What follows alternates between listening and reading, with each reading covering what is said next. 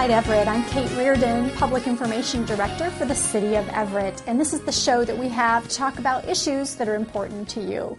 And with us today is David Dilgard, one of our local historians, and we have some amazing information about the early days of what we're going to be talking today about, and that's really the Everett Smelter that operated here really at the turn of the century, so late 1800s, early 1900s. And there's a real prominent figure in history that came to Everett and saw quite a bit of interest here. Tell us about that. Well, actually, the smelter was part of a diversified industrial base that Charles Colby, with John D. Rockefeller money, had built to anticipate the arrival of the Great Northern Railroad from St. Paul. And that smelter was, and the railroad connecting Everett and the Monte Cristo mines, was one of the main investments that John D. Rockefeller was involved in. So when John D. Rockefeller made his one visit in June of 1899, it was to look at some endeavors that had cost him a good deal of money and didn't look like they were likely to be yielding the sorts of returns that he was used to anticipating. So Rockefeller basically invested quite a bit of money into the Everett area to build the Monte Cristo mines, right? Yes. Colby had a very progressive idea of building a city that had a diversified industrial base. A lot of communities in the Pacific Northwest were anchored in lumber and shingle production, which was a very unstable and fickle sort of market to tie an entire population of a community to. So what Colby had seen was shipbuilding. The smelter was part of it, gold and silver coming out of the Monte Cristo mines. And also they were going to have a number of different smaller industries, foundries to make machinery. He really wanted to have a range of different types of employment opportunities. And probably the biggest miscalculation of all of them had to do with the yields that they were anticipating to come out of the Monte Cristo mining district. So really they were looking for gold, silver, copper, and what were they going to do with all this?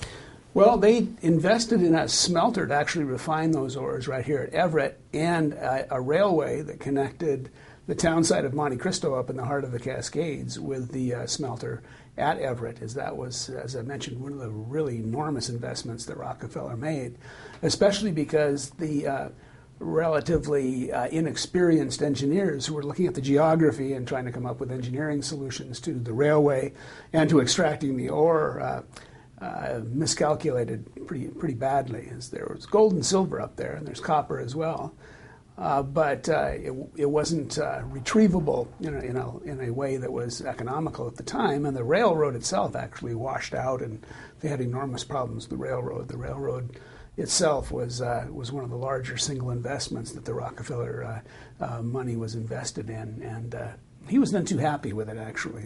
He was one of the he was used to seeing money made with his money, not money lost. And of course, all those ventures collided with the major depression that followed the silver panic in 1893. So ironically, at the very time that we were expecting to get rich with silver, the silver as a possible replacement for the gold standard caused a stock market panic that resulted in the collapse of international economies. And starting in 1893, precisely as Everett was incorporated as a city, the bottom dropped out of the economy. And Rockefeller visited personally before he divested himself of virtually all of the holdings that he had here in Everett. So what was the purpose of building the smelter in Everett? Why Everett? Well, Everett was the point at which the Great Northern Railway first touched the Pacific Rim. So essentially you had shipping points east and over the rails, and west over the Pacific Ocean. That was one of Hewitt and Colby's favorite slogans, was Everett was the place where rail would meet sail, or as Colby used to say anytime anybody gave him a chance, that Everett is the shortest haul between Saltwater and St. Paul. And so they figured that this was going to be a major shipping point, a major industrial city, and also an industrial port that would ship all the way around the Pacific Rim and have a main line over the Cascade Mountains and back to the Midwest. And as I said, the economic adversity that was triggered in 1893 kind of scuttled all of those plans. But it was an impressive design. So in its heyday of the smelter, what would a normal day be like in Northeast Well, Everett? it only existed really for just about 20 years, from about 1894, excuse me, until 1914, and essentially they, especially in the beginning, they were using whatever ores from wherever they could get them, because at various times the line to Monte Cristo was interrupted, and then they discovered that there were long periods of just shutdown when it was closed, and so they began sort of side industries as they were refining gold and silver and copper, but they were also sort of taking the arsenic that comes with those metals out and manufacturing that at the site as well. So a typical day up there would be hoping that the economy and the price of gold and silver and copper didn't fluctuate enough to make it unfeasible to even have the mill up and operating, because once we went into an international depression, it really had an enormous impact on the value of what the smelter was going to turn out. They had installed a concentrator up at the Monte Cristo end to reduce the ores down to rocks that could be shipped over the rail line, and then once they got down here, frequently the conditions were not such that it really was conducive to operating the smelter. So by 1914, they were dismantling it and actually taking it apart, and so it only just ran for just 2 decades essentially, and was not in operation a lot of that time. So once it was dismantled, as we know, houses began to develop there, but how did that take shape? Well, I think after a while the buildings were cleared away. They actually just removed the buildings from the site, and so it's great. You know, you're up there on the northeast tip of the city, close to Weyerhaeuser Mill B, because at the turn of the century, in the last decade that the mill was operating, Weyerhaeuser had installed a second lumber mill up there at the tip. So there was a need for housing in that immediate vicinity. And there was also a barge manufacturing plant. Everett was going to be the only place to manufacture a steel-hulled ship called a whaleback that was just a neighbor to the smelter up there on that tip of the city. That neighborhood was alternately called the Smelter District or the Barge Works District. And both of those industries disappeared, so what you had instead was a Weyerhaeuser Mill B neighborhood up in that same general vicinity, and you begin to see homes built and clustered around kind of in that general vicinity around where the smelter site was. Well, thank you, David, for being here and giving us a picture of Everett's history, especially as it relates to the smelter site. We always appreciate your great insight and your storytelling abilities. And thank you for inviting me. And we will be right back with Meg Bommarito from the State Department of Ecology. Most water around here ends up in Puget Sound, and whatever's in that water, like tons and tons of pet waste. We need to talk. So let's get together and help save the sound, because Puget Sound starts here. Welcome back to Inside Everett. I'm Kate Reardon, and this is the show that we have to talk about the issues that are important to you. Today we're talking about the old Everett Smelter. It was a smelter that operated for about 20 years in the late 1800s, early 1900s. And once it was torn down in about 1914 to 1920, everyone pretty much forgot about it. And today we're going to be talking a little bit about what's going on now, about 100 years later. And I have with me Meg Bommarito from the Department of Ecology. Hi, Meg. Hello, thanks for having me. Absolutely. So we actually have work going on right now. So why don't you tell us about what is happening now? Well, as you said, it's been, 100 years or so since the smelter operated, but we're still dealing with the effects that the smelter had on the environment. So Department of Ecology is working on more cleanup in the Everett smelter, what we call the cleanup area, which is the area that surrounds the former smelter property. So right now we're working on removing contamination from soil. So on the smelter property itself, there was a lot of contamination, byproduct from operations and dumping. And then in addition to that, an area surrounding the former smelter property was impacted by the smokestack emissions, which blew arsenic and lead into the air, which then settled on the soil surrounding the Everett smelter property. So we have determined an area that was impacted by the smokestack emissions, and we are still working on cleaning up that area. So basically, if you're in Northeast Everett, over the next month or two or even several months, you're going to see some construction work, right? Well, actually, it's a 9-year plan. So we're in... For several years. Yes, we'll be around for a while. Yeah, so this year's work, though, we're starting to work with property owners to remove contaminated soil from their yards.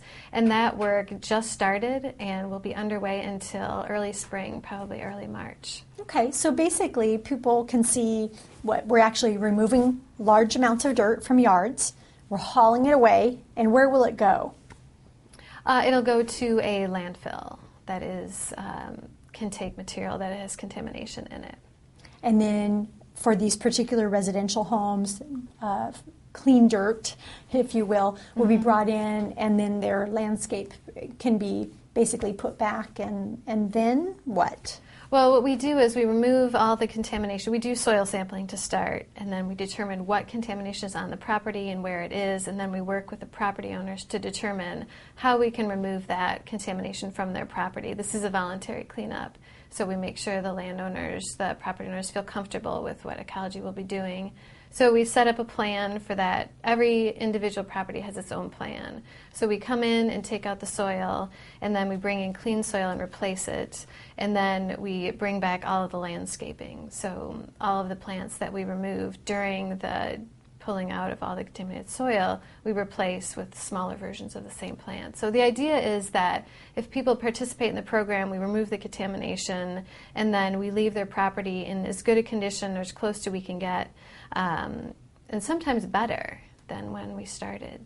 Absolutely. And this is really what we would consider, the third round of cleanup or so? I think probably the third. I mean, we've been working on cleaning up the area in bits and pieces as we had funding available, basically from when it was discovered in the early 90s until 2007 was the last group. We did 10 homes or 10 properties in 2007. And then we got a settlement from a SARCO in 2009. So that gave us a large amount of funding that we can use to clean up the Everett property. And then it's also to be used for Tacoma Smelter, that smelter that operated years ago in Tacoma, and then also for the mines out in eastern Washington. So there's 3 sections that are being worked on out of that settlement fund. And just for people who may not know, a SARCO was the company that was found to be responsible for the contamination, correct? Yes, they operated the smelter for a good part of its run. I think it was about 20 years that it operated. So we were working with the SARCO in the very beginning when contamination was discovered to try to get those homes that were right on the former smelter property taken care of, had residents moved out. And then we worked with them to start the investigation to find out what area was impacted by the smelter operation.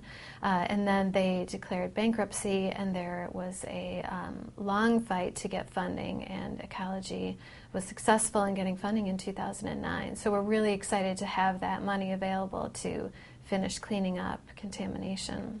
And when we're talking about contamination now, particularly from here moving forward, what kind of contamination are we talking about as far as the depth or the seriousness of it? As far as depth and what we've been finding, it's mostly in the first couple feet of soil because it was from smokestack emissions. It's just whatever was released and fell onto the soil. So in some areas where people have developed and taken soil out and replaced it, we're finding little or no contamination. But in most areas closer to the smelter site, we're still finding stuff down to mostly about 2 feet is how deep we're finding it. And then as we continue sampling and working in the area, and as we move away from that original smelter location, we anticipate finding less and less contamination. So it'll be shallower, at shallower depths, there'll be less to remove, and the levels will be lower as well. So over 9 years, how many homes will be included in that? And I think it's about 191 properties we'll be working with, and that includes, it's mostly residential, there'll be some commercial. And then I should mention that there's the residential cleanup is in what we call the upland area of the site, which is mostly the area concentrated west of East Marine View Drive. There's also an area that we're working in the lowland area, which is mostly the industrial area east of Marine View Drive. And we're also doing some work down there. So we have a couple of properties that we're looking at doing some sampling right now, but there's still work to be done in the entire site. And if someone wants more information, what's the best way to get that? We have a lot of different ways that people can get information about the project. We have a website that we update on a regular basis, and that has the latest news as well as project history and maps of where we're working. And then we also have office hours at the Baker Community Center, I think 1401 Poplar, Tuesdays from 9 to noon, and then Thursdays from 1 to 4. People can stop by and visit with myself or one of our project managers or consultants, and we'll have the latest information there as well. And then we send out fact sheets. In addition, we have some large site signs that are going to be right near the cleanup area, and those will have some flyers in them too. And then we have a blog that we're going to be putting out every couple of weeks. So there are a lot of different ways that people can get information.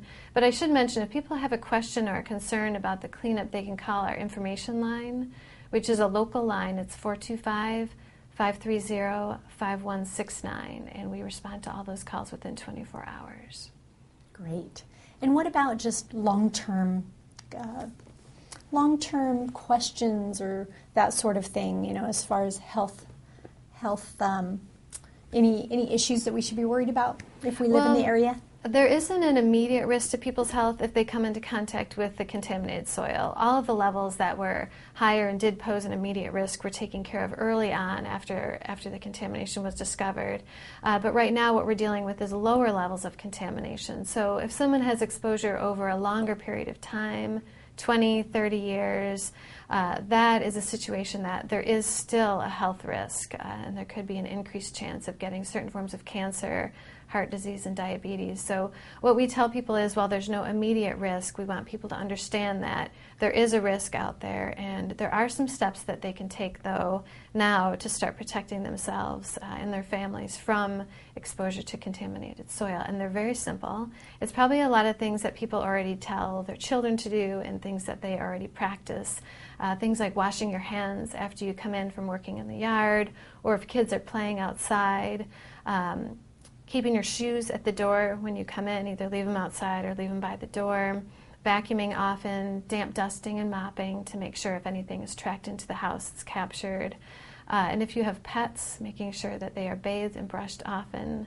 And then we also recommend that if people are gardening on their properties, it's always safer to do a raised bed gardening with clean soil. You live in an urban area today, there's a lot of things that could be in the soil, so this is just something we recommend for most people living in urban areas.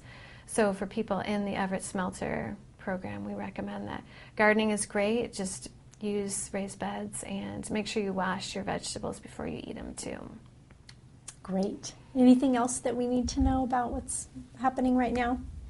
Well, I think just that Ecology is really excited about being able to move forward with the program, and if you're in the cleanup area, you can contact Ecology to find out when we'll be in your area. We have some information about scheduling now, and we hope that people will participate in the cleanup. So we recommend that people work with us to remove contamination if it's on their property above our cleanup levels, and that they take the steps now to protect themselves and their families from contamination.